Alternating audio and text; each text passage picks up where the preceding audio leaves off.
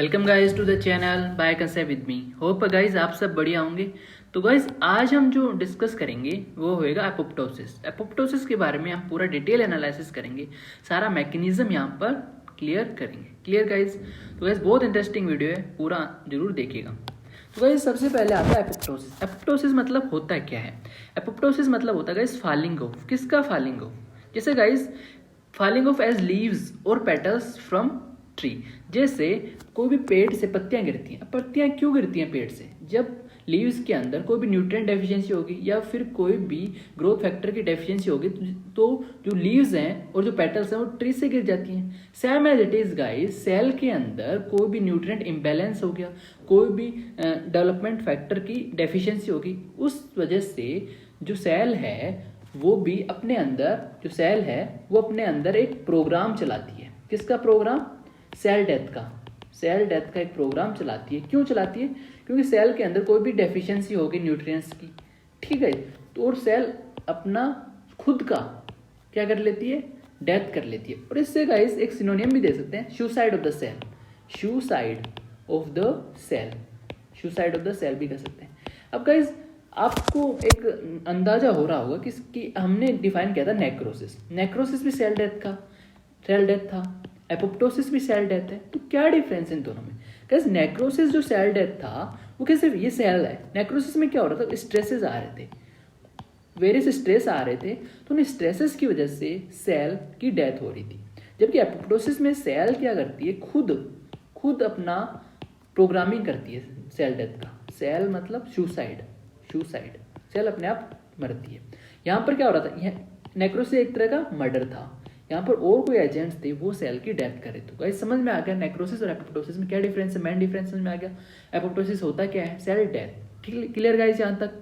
अब गाइस जो एपोप्टोसिस है वो दो तरह का हो सकता है, पैथोलॉजिकल भी हो सकता है और फिजियोलॉजिकल भी हो सकता है। तो गाइस एपोप्टोसिस जो है वो may be pathological and may be physiological. ठीक है, दो कैटेगरी होगी, फिजियोलॉजिकल एंड पैथोलॉजिकल। पर इनके एग्जाम्पल है। फिजियोलॉजिकल में एग्जाम्पल आएगा जैसे guys organize cell destruction in tissue during embryogenesis. अब गाइस एम्ब्रियोजेनेसिस जब होता है, जब डेवलपमेंट होता है बच्चे का, तो कुछ स्ट्रक्चर हैं जो लॉस हो जाती है। अडल्ट में वो स्ट्रक्चर नहीं दिखती, तो उन स्ट्रक्चर्स का क्या होता है? एपोप्टोसिस। उन स्ट्रक्चर क्या होता है? एपोप्टोसिस। Clear guys? सारी चीजें एम्ब्रियोजेनेसिस के अंदर। नेक्स्ट एग्जाम्पल है गाइस इसका, जो आप देखते हो, जो इन्वॉल्वमेंट देखते हैं, जो इन्वोल्यूशन है हार्मोन डिप्राइव्ड टिश्यू का ऑन हार्मोन विड्रॉल। ठीक है, इसका मतलब क्या है? मान लो कोई भी हार्मोन है, कोई भी हार्मोन किसी प्रोसेस को रेगुलेट कर रहा है।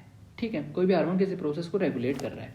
अब गाइस वो हार्मोन हम उस हार्मोन की हम डेफिशिएंसी कर देंगे, उस हार्मोन की डेफिशिएंसी कर देंगे, तो जो प्रोसेस हो रही है वो उसका क्या हो जाएगा?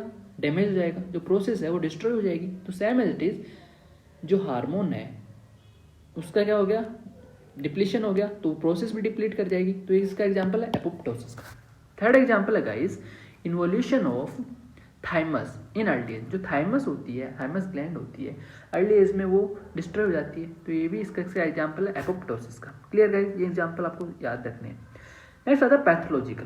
पैथोलॉजिकल में गाइस आता है depletion of CD4 T cell. जो CD4 टी सेल्स होती है ना गाइस, जैसे एड्स हो गया, एड्स के अंदर जो CD4 टी सेल है उनका डैमेज होता है। तो ये किसका एग्जाम्पल है? पैथोलॉजिकल एपोप्टोसिस का एग्जाम्पल है। Clear guys? एक और गाइस आता है सेल डेथ इन वायरल जो इन्फेक्शन है उनके अंदर जो सेल डेथ होती है वो भी इसमें अंदर आती है। Clear guys? वायरल इन्फेक्शन में क्या बनता है गाइस? काउंसिलमैन बॉडीज बन जाती हैं वायरल इन्फेक्शन के अंदर। थर्ड एग्जाम्पल है हम पैथोलॉजिकल का। तो गाइस जैसे बहुत सारे डिसऑर्डर्स होते हैं, इन degenerative disorders of CNS। Example है गाइस इन एल्जीमर डिजीज, ठीक है, पार्किंसंस डिजीज। तो ये सारे एग्जाम्पल्स क्लियर हो जाते हैं। अब गाइस हम बात करते हैं मॉर्फोलॉजी। मॉर्फोलॉजिकल फीचर्स क्या हैं वो हम डिफाइन करेंगे। गाइस पहले क्या होता है? सेल श्रिंकेज हो जाता है। इसके अंदर जो सेल की साइज है वो बहुत पतली हो जाती है, मतलब श्रिंक कर जाती है सेल। Clear guys? इसके अंदर गाइस एक सेल पार्ट ले सकती है और group of cells, involvement of single cells या फिर स्मॉल क्लस्टर ऑफ सेल्स इसमें पार्टिसिपेट करते हैं। Clear guys? यहाँ पर गाइस क्या होता है? मॉर्फोलॉजी फीचर और देखें हम तो तो यहाँ पर गाइस जो न्यूक्लियर मटेरियल होता है वो क्या हो जाता है, कंडेंस हो जाता है। वो मतलब कंडेंस, जैसे ये एक सेल है, इसका जो न्यूक्लियर मटेरियल कंडेंस होकर सेंटर में आ जाएगा। इस प्रोसेस को हम पिक्नोसिस भी कहते हैं, ठीक है, पिक्नोसिस, जो हमने पहले पढ़ा था। क्लियर गाइस ये सारी चीज़ें। अब गाइस और चीज़ देखें तो यहाँ पर क्या होता है, मेम्ब्रेन ब्लैब्स बन जाते हैं। मेम्ब्रेन ब्लैब्स मतलब प्रोजेक्शन, ठीक है। जैसे गाइस ये सेल हो गई, सेल के अंदर ब्लैब्स बन जाएंगे, प्रोजेक्शंस बन जाएंगे, ठीक है। वैसे ये प्रोजेक्शन यहाँ से टूटेंगे, ऐसे, तो यहाँ पर एक एपोप्टोटिक बॉडीज बन जाती हैं। क्या बन जाती हैं, apoptotic bodies. This one is apoptotic bodies. Clear guys, यहाँ तक क्लियर। अब गाइस सबसे 2-3 चीज़ें आपको ध्यान रखनी है यहाँ पे। जो सेल जो श्रिंकेज है, ये है earliest feature of apoptosis. Earliest feature, जो मोस्ट करेक्टरिस्टिक फीचर है वो होता है न्यूक्लियर मेटल का कंडेंसेशन। ये है most characteristic feature. Clear guys. एक और बता दें हम यहाँ पर, एक और करेक्टरिस्टिक्स बता दें गाइस। फोर्थ, जो प्लाज्मा मेम्ब्रेन होती है एपोप्टोसिस में, वो इंटैक्ट होती है, जबकि नेक्रोसिस में हमने देखा था इंटैक्ट नहीं थी, डैमेज हो रही थी। तो यहाँ पर प्लाज्मा मेम्ब्रेन इंटैक्ट है, तो गाइस नो इन्फ्लामेशन नहीं होता। प्लाज्मा मेम्ब्रेन इंटैक्ट है तो इन्फ्लामेशन नहीं हुआ। Clear guys. गाइस इसका मैकेनिज्म हम देखते हैं। तो गाइस मैकेनिज्म में गाइस 2 एंजाइम्स यहाँ पर इन्वॉल्व होते हैं। कितने एंजाइम, 2 एंजाइम इन्वॉल्व होते हैं। कौन कौन से एंजाइम इन्वॉल्व होते हैं वो यहाँ पर हम देखते हैं। गाइस यहाँ पर 2 एंजाइम इन्वॉल्व हैं। एक होता है कैस्पेस, ठीक है, एक होता है एंडोन्यूक्लियस। हम यहाँ पर कैस्पेस की बात करेंगे गाइस, कैस्पेस की। क्लियर। कैस्पेस में आपको 2 वर्ड दिख रहे हैं, एक तो सी, एक ASP, एक AS। सी यानी सिस्टीन, ASP यानी एस्पार्टिक एसिड, एज मतलब एंजाइम। क्लियर गाइस, वर्ड से आपको ध्यान रखना है। तो कैस्पेस क्या हुआ गाइस, कैस्पेस यहाँ पर होता है, जो कैस्पेस है ये होता है proteolytic enzyme. Clear guys, proteolytic enzyme. Endonuclease क्या होता है गाइस, यहाँ पर ये क्या करता है, इंटरन्यूक्लियोजोमल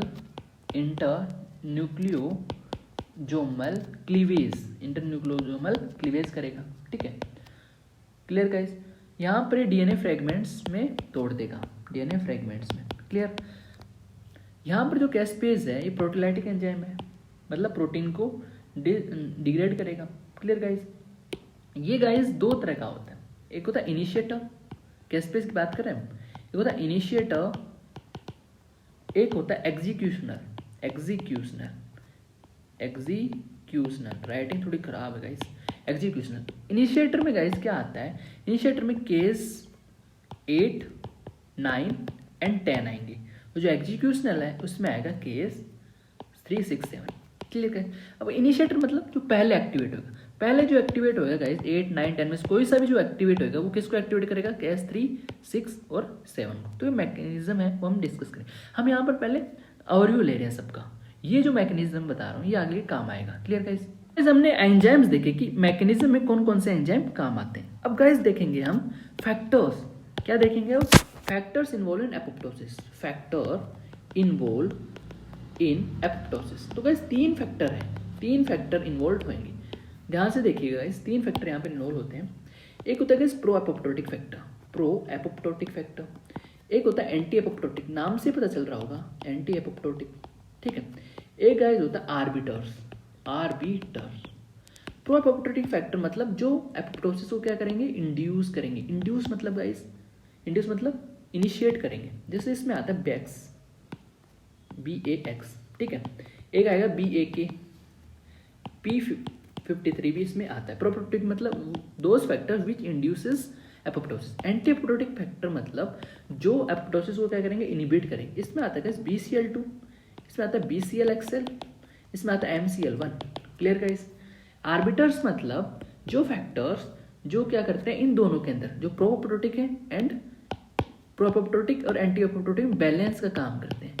बैलेंस का काम, जो बैलेंस होता है वो कौन करता है, आर्बिटर। आर्बिटर्स में आएंगे गाइस बिम, बिड, बैड, पूमा, ये फैक्टर्स हैं जो मैं बता रहा हूँ, पूमा एंड नोक्सा, ठीक है। तो जो फैक्टर्स इन्वॉल्व ये हमने पढ़ लिया कि प्रोबेबिलिटी फैक्टर इंड्यूस करेगा, एंटी एपोप्टोटिक फैक्टर ये डिक्रीज करेगा एपोप्टोसिस को, आर्बिटर्स जो होता है इन दोनों में बैलेंस का काम करेगा। तो फैक्टर्स इन्वॉल्व भी देख लिया हमने, पहले एग्जाम्स देखे थे।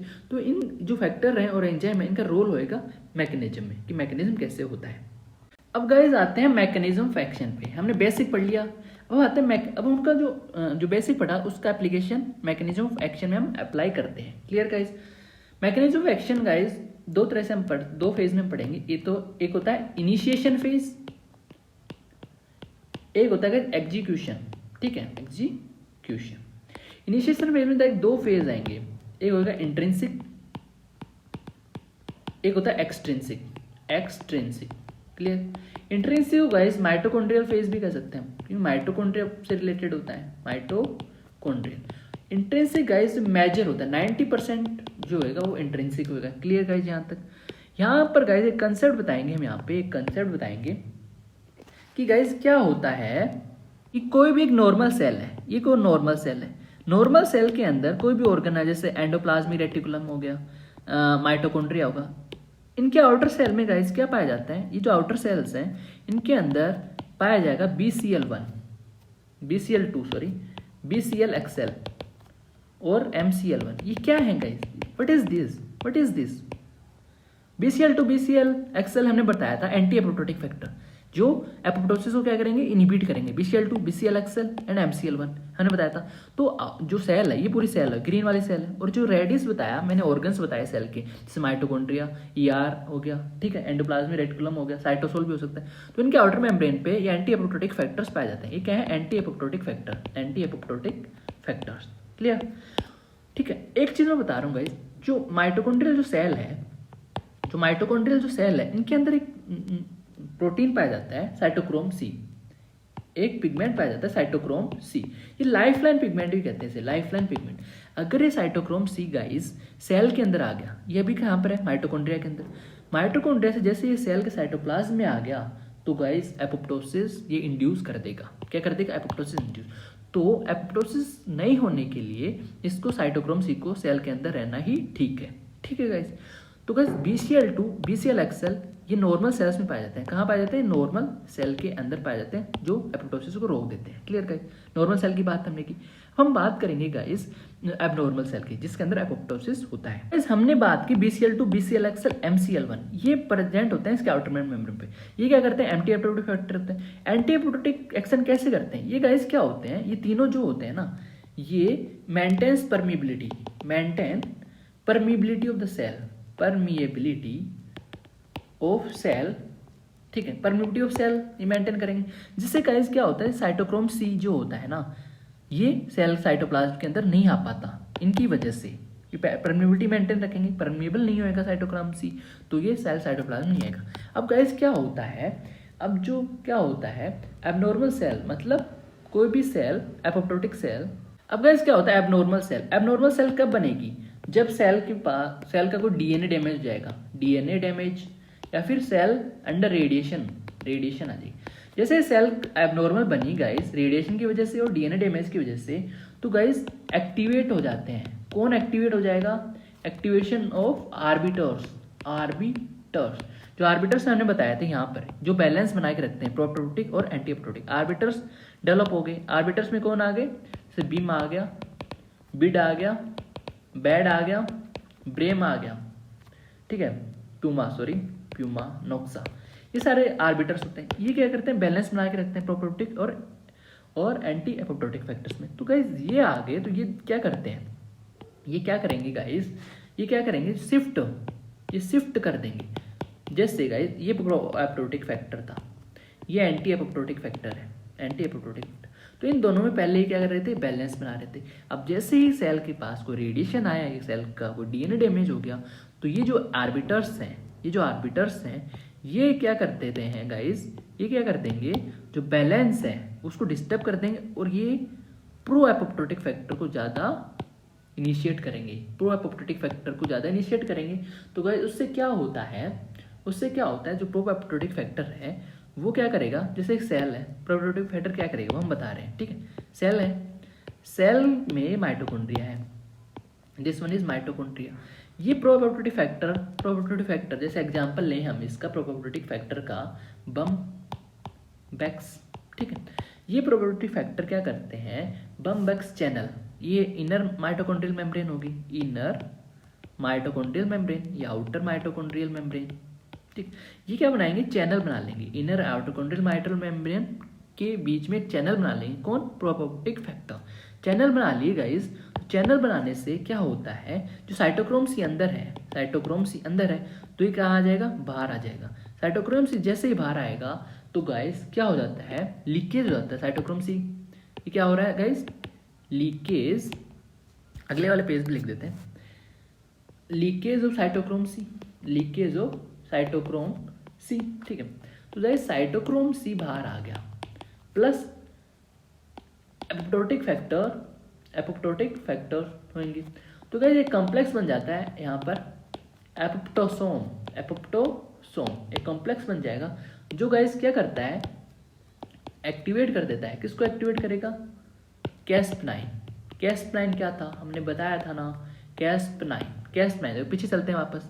कैस्प9 हम यहाँ पे बताए थे आपको, यहाँ पे इनिशिएटर था, इनिशिएटर में कैस 8, 9, 10 हमने बोला था पहले इनिशिएटर एक्टिवेट होगा, जैसे 9 एक्टिवेट होगा तो ये किसको एक्टिवेट कर देगा, कैस 6, 7, 6, 3, 6, 7 को, ठीक है। वापस आते हैं हम यहाँ पे, एक्टिवेट कैस 9 जैसे ही एक्टिवेट हुआ तो फिर ये एक्टिवेट कर देगा 3, 6 और 7 को, और क्या हो जाएगा, एपोप्टोसिस हो जाएगा। क्लियर गाइज, यहाँ तक कोई डाउट। तो ये गाइज ये पूरा जो सिस्टम है ये हमने देखा इंट्रिंसिक पाथवे में, इंट्रिंसिक पाथवे। अब आता है एक्सट्रिंसिक पाथवे जो 10% में होता है, वो आता है एक्सट्रिंसिक पाथवे, ठीक है। वो किस में होता है, 10% में, यू नो, ठीक है। एक्सट्रिंसिक पाथ में गाइज उनमें ही होएगा जो क्या रखते हैं, डेथ रिसेप्टर, जो डेथ रिसेप्टर रखते हैं उनके ही अंदर क्या होगा, एक्सट्रिंसिक पाथवे उनके अंदर ही पॉसिबल होएगा। क्लियर गाइज सारी चीजें। तो गाइज यहाँ पर 2 प्रोटीन्स हैं, जैसे फास या CD95 या TNF रिसेप्टर, ये जिस सेल के अंदर होएगा उनमें ही क्या होएगा, एक्सट्रिंसिक पाथवे होएगा, ठीक है, death receptor specific. Clear. Suppose करो दिस इज द सेल, ठीक है, ये फास है, फास इस सेल के फास लिगेंड पे जुड़ेगा, जो TNF है वो TNF रिसेप्टर पे जुड़ेगा, ठीक है। क्लियर गाइस, जैसे ये जुड़ेगा तो यहाँ पर गाइस डोमेन्स होते हैं, डेथ डोमेन्स, ये क्या होंगे, डेथ डोमेन्स एक्टिवेट हो जाएंगे। इन डोमेन्स को हम बोलेंगे fast activated death domain, fast activated death domain. Clear. जैसे ये एक्टिवेट होंगे गाइस क्या होता है, ये एक्टिवेट करते हैं प्रोकेस 8 को एक्टिवेट में, ठीक है, एक्टिव कैस्पेज 8 में, प्रो मतलब इनएक्टिव स्टेट, एक्टिव कैस्पेज 8 मैंने बताया था पहले। कैस्पेज 8 में जैसे एक्टिवेट होएगा तो कैस्पेज 8 इनिशिएटर है, कैस्पेज 8 तो ये एग्जीक्यूशनल करेगा और कैस्पेज 3, 6, 7 को एक्टिवेट करेगा। कैस्पेज 3, 6, 7 एक्टिवेट होगा तो प्रोसेस यहाँ पर हो जाएगा। क्लियर गाइस, सारी चीज यहाँ पर कंसेप्ट क्लियर होना चाहिए। ऐसे हम करेंगे elimination of apoptotic body, apoptotic bodies बन गई। अब जो मैक्रोफेजेस आएंगे, जो मैक्रोफेजेस हैं या एपोप्टोटिक जो बॉडीज हैं इनको इंगल्फ करेंगे। तो गाइस कैसे पता चलेगा कि नॉर्मल सेल है एपोप्टोटिक सेल, सपोज ये एक नॉर्मल सेल है और ये एपोप्टोटिक सेल है, तो मैक्रोफेज को कैसे पता चलेगा, तो इसके लिए हम बताते हैं आपको। ये नॉर्मल सेल में जाइज क्या होता है, 3 एंजाइम्स, यहाँ पर 3 पिगमेंट लिख रहा हूँ मैं, फोस्फेटिडिल सेरीन, ठीक है, फोस्फेटिडिल इथेनॉल अमीन, ये जो 2 पिगमेंट हैं, ठीक है, ये क्या होते हैं सेल के नॉर्मल सेल, ये क्या है नॉर्मल सेल, ये जो पिगमेंट है ये सेल के इनर मेम्ब्रेन में रहेंगे, इस यहाँ पर ये दोनों, ठीक है, यहाँ पर रहेंगे। एपोप्टोटिक सेल्स में क्या होता है, ये जो पिगमेंट है 2 ये मूव कर जाते हैं आउटर मेम्ब्रेन पे मूव कर जाते हैं, यहाँ पर ये मूव कर जाते हैं। तो जो मैक्रोफेज हैं ये यहाँ पर इनको पहचान लेते हैं, आइडेंटिफाई कर लेते हैं इस चीज़ से और इनको क्या कर देते हैं, इंगल्फ कर देते हैं। ठीक है, इसको ये फिनोमेना है, इसको आप ध्यान में रखिएगा। So guys thank you for watching this video. अगर आपको वीडियो अच्छी लगी हो तो लाइक कर सकते हैं, शेयर कर सकते हैं और सब्सक्राइब कर सकते हैं चैनल को। तो thank you guys for watching this video.